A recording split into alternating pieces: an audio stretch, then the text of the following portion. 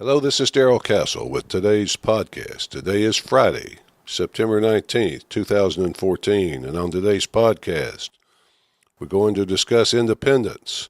Even though the Scottish vote that was held yesterday, the Scottish people voted 55% to 45% to remain part of Great Britain. The ruling elite holds on to Scotland once again.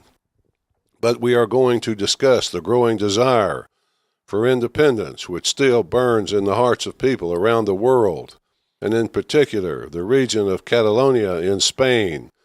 That vote now set for November 9th, and the Swiss Goal referendum set for a vote November 30th. The region of Catalonia is located on the Mediterranean coast in the northeast corner of Spain. It borders France, and its principal city is Barcelona.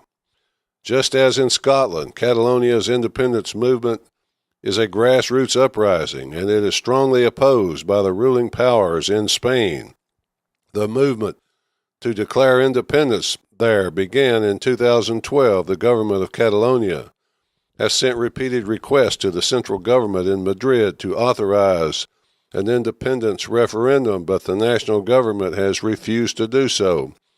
See, this would be the equivalent of Texas, the state government of Texas, sending a request to Washington to authorize a vote in Texas for an independent Republic of Texas. How do you think that would go? I don't know, but perhaps time will tell. The government in Madrid, however, seems intent on declaring the vote, now scheduled for November 9th, illegal. The central government will not give its consent for the vote and instead plans to put the issue before the Spanish Constitutional Court, which is then expected to declare the vote illegal. Catalonia has said it will move ahead with the vote, but it is unclear what would happen if the Constitutional Court declared it illegal. The movement for independence comes to Spain at a time when it is going through a nationwide identity crisis. The constitutional government established after the Franco dictatorship ended in the 1970s is fraying around the edges. The idea was a regional government, regional governments across Spain, like Catalonia, presided over by a strong central government in Madrid. But the economic crisis, especially unemployment of 50% and above among the young, has brought the pro-independence movement out into the streets. 550,000 people demonstrated in Barcelona on September 11th, which is the Catalan National Day, to demand the right to vote on independence. One person, quoted in Reuters, is indicative of the view of many, and it will clearly show you the problem. Quote, "It would be the people's triumph if we were allowed to vote. If we live in a democracy, we should be allowed to vote," end quote. Therein lies the problem, doesn't it? These people thought that with Europe being the cradle of constitutional democracy, they would be entitled to self-determination.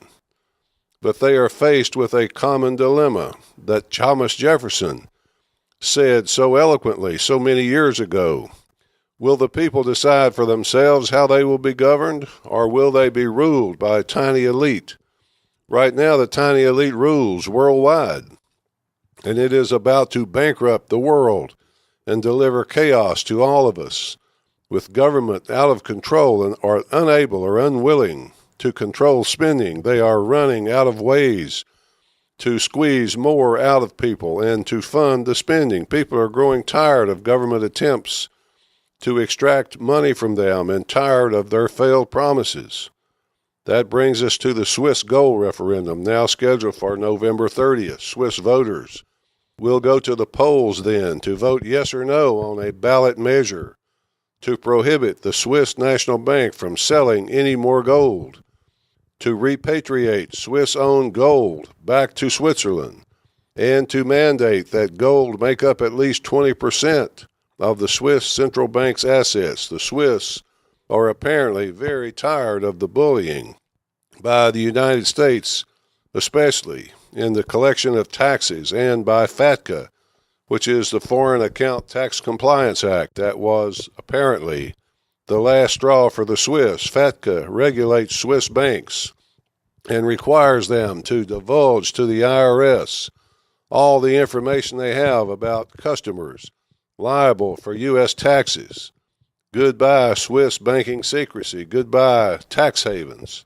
For a definition of what a tax haven is, I quote Ron Paul, quote, "Remember that tax haven is just a term for a country that allows people to keep more of their own money than the U.S. or the EU does, and doesn't attempt to plunder either its citizens or its foreign account holders," end quote.